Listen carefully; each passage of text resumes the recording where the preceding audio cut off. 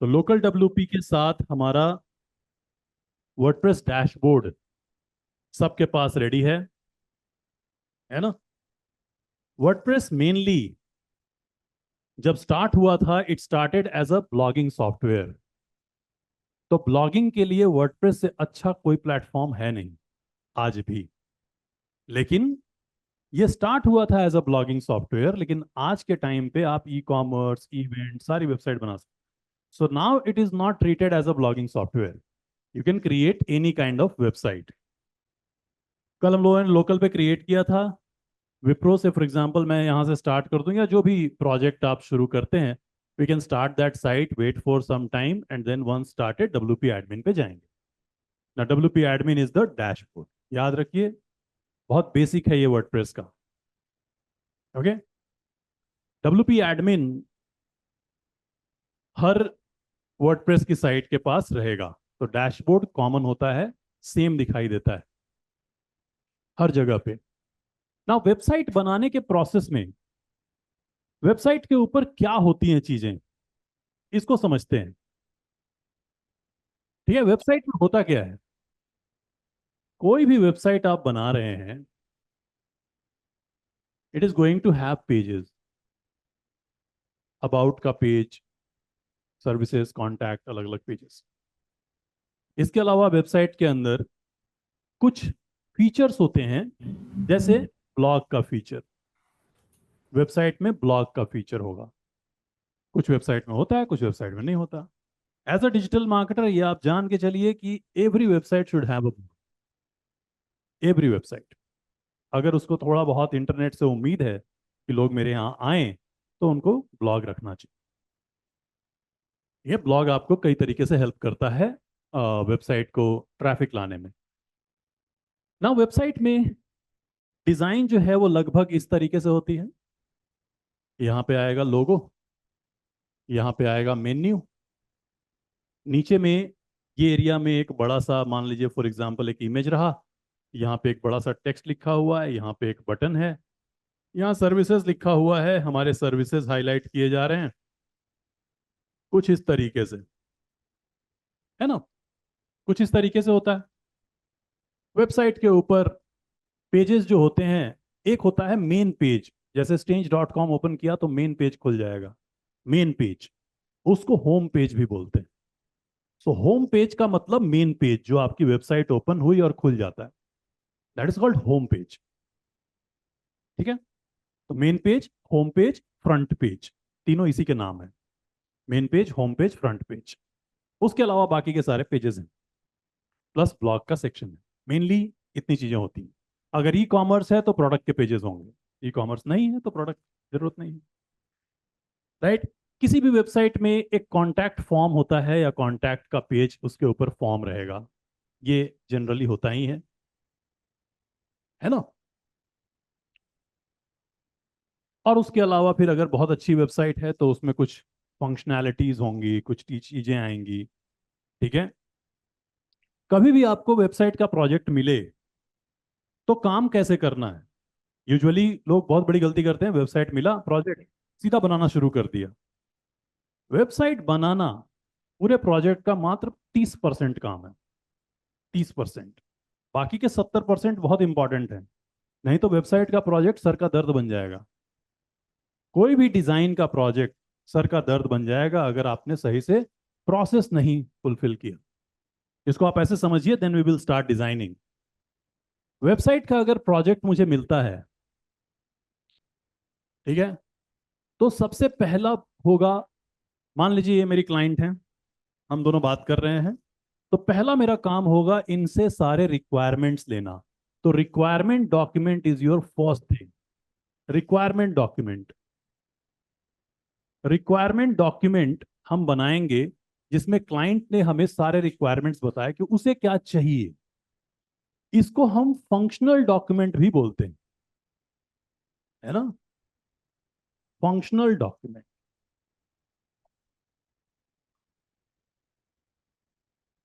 ठीक है। ये हमारा पहला, ये हमारी पहली चीज बनेगी कि व्हाट इज योर रिक्वायरमेंट। ठीक है। इस रिक्वायरमेंट डॉक्यूमेंट के नीचे साइन लीजिए अपने क्लाइंट का। कल को उसने रिक्वायरमेंट बदल दिया तो, राइट? तो भाई जिस चीज पे हमारी बात हुई है, अब उस पे अग्रीमेंट हो गया कि now we both are agreeing कि ये हमारी रिक्वायरमेंट है, इसके हिसाब से मुझे कोटेशन भेजना है। सो रिक्वायरमेंट डॉक्यूमेंट बहुत इंपॉर्टेंट है। नहीं तो वेबसाइट में 2 दिन बाद वो बोलेगा अरे ये भी ऐड कर दो, ये भी बना दो, फिर आपका काम वो कंटिन्यूअस काम हो जाएगा, फिर तो उसके पैसे वर्थ नहीं रहेंगे ना। सो पहली चीज ये। सेकंड चीज, जब ये हो जाए तो आप बनाइएगा टेक्निकल डॉक्यूमेंट। टेक्निकल डॉक्यूमेंट कि आप ये फंक्शनैलिटी या रिक्वायरमेंट कैसे अचीव करने वाले हैं, how you are going to do it, that is technical. उसमें कई सारे प्रॉब्लम्स वहीं के वहीं फिक्स हो जाएंगे कि भाई मान लो रिक्वायरमेंट में था कि हमारे यहाँ पे वेबसाइट पे लोन कैलकुलेटर होना चाहिए, तो हम ये अचीव कैसे करने वाले हैं, व्हाट विल बी अप्रोच। यह है टेक्निकल। टेक्निकल डॉक्यूमेंट जरूरी नहीं है कि क्लाइंट के साथ शेयर किया जाए, जरूरी नहीं है, लेकिन आपके लिए होना बहुत जरूरी है। थर्ड बनेगा वायर फ्रेम। वायर फ्रेम का मतलब है एक रफ पेपर पे डिजाइन। वायर फ्रेम के सॉफ्टवेयर भी आते हैं कई सारे, लेकिन रफ डिजाइन बनना जरूरी है। जैसे मैं एक पेपर पे ड्रॉ करूंगा कि आपके रिक्वायरमेंट के हिसाब से लोगो जो है वो यहाँ होगा, यहाँ पे ऐसे मेन्यू आएगा, यहाँ पे एक बटन होगा, यहाँ एक बड़ा सा आपका फोटो होगा, इस साइड में आप स्माइलिंग दिखाई दे रहे होगे, है ना, यहाँ पे एक फॉर्म होगा, और यहाँ पे ये मैं जो ड्रॉ कर रहा हूँ ये एक वायर फ्रेम। ठीक है? ये वायर फ्रेम की अप्रूवल जरूर लीजिए क्लाइंट से। कल को अगर क्लाइंट ने बोला कि अरे नहीं नहीं ये बटन यहाँ क्यों डाल दिया, यहाँ बटन नहीं होगा, यहाँ हमारा फोन नंबर होगा, राइट? तो जो भी चेंजेस है वो पेपर पे ही हो रहा है ना, वो चेंजेस करना आसान है। तो पहला अप्रूवल वायर फ्रेम का आएगा। वायर फ्रेम आप जो भी पेजेस बनाने वाले हैं 4-5 बेसिक बेसिक, उसके तो जरूर कराइए approve. So once your wire frame is approved, wire frame के साथ साथ प्लस फॉन्ट, कलर, ठीक है, कलर पैलेट, ये सब के अप्रूवल होने चाहिए। नहीं तो बाद में सर का दर्द। पता चला आपने लिया क्लाइंट का प्रोजेक्ट, पूरी साइट बना दी, और फिर वो बोल रहा है ये तो पसंद ही नहीं आ रहा, आपकी तो मेहनत गई बर्बाद, फिर से आपको पूरी मेहनत करनी पड़ेगी। इसलिए हर स्टेज पे अप्रूवल लेना जरूरी है। मैं मान लीजिए खुद के लिए बना रहा हूं तब तो टेंशन नहीं है, फिर तो कोई दिक्कत ही नहीं आने वाली। लेकिन अगर आप क्लाइंट के लिए कर रहे हैं, you should always have this approval. और अप्रूवल कभी भी वर्बल मत लीजिए। फोन पे बोल दिया उसने, हाँ ना बहुत बढ़िया बहुत बढ़िया, क्या आपका फोन रिकॉर्ड होता है? वो भी देखना पड़ेगा। Always have written approval. Email के थ्रू बोलिए रिप्लाई करो, या व्हाट्सएप पे रिप्लाई करो, ऑलवेज हैव रिटन। क्योंकि पता चला 4 दिन बाद वो बोलेगा मैंने तो बोला ही नहीं था, किसने बोला? तुम। आपके पास रिटर्न होना चाहिए, क्योंकि आपका रीवर्क हो जाएगा नहीं तो, और फिर वो सर का दर्द बन जाएगा project. So wireframe plus font plus colour palette पे अप्रूवल होनी चाहिए। उसके बाद डिजाइनिंग होती है। फोर्थ है, अब आप डिजाइन पे काम कर, अब आप एक्चुअली में वेबसाइट का काम शुरू किए बनाना। और वो भी आप कम से कम जब आपका 25% हो जाए तो रिव्यू करवाइए, फिर 50% हो जाए तो रिव्यू करवाइए, 80% हो जाए तो रिव्यू करवाइए, फाइनल हो जाए तो पूरा पैसा लीजिए और डिलीवर कर। That is how website project should go. तो जो 4,000 में वेबसाइट बनाते हैं वो इतना फॉलो करेंगे क्या? नहीं करेंगे। वो जेनरिक उठा के दे देंगे, सामने वाले को कोई फायदा नहीं होना, 4,000 रुपए गए पानी में, कोई फायदा नहीं उसका। सामने वाले बिजनेस ओनर को लगता है कि मैंने तो 4,000 में वेबसाइट बनवा ली, 5,000 में बनवा ली, मगर उसका कोई फायदा नहीं, उससे अच्छा 5,000 खा जाते, कोई उसका कुछ फायदा है नहीं। वेबसाइट बनाना है दैट मीन्स हमें उससे कस्टमर चाहिए, रियल लीड चाहिए, और उसके लिए प्रॉपर प्रोसेस जो फॉलो करती है agency, they are going to charge.